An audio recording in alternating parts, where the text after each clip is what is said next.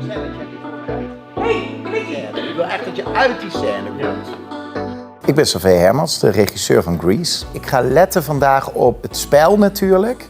Maar ik zoek denk ik ook heel erg naar een soort waarachtig spel. Dus het spel wat dicht bij de acteur zelf zit. Dus ik heb niet altijd super hard in mijn hoofd van zo moet Patty zijn of zo moet John Travolta zijn.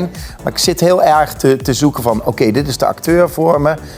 Waar zit Grease in hem en hoe zou hij dat kunnen vormgeven dat dat heel dicht bij hem of haar ligt. Ik probeer de musical vernieuwend en jong te maken, eigenlijk door de mensen die op het podium staan.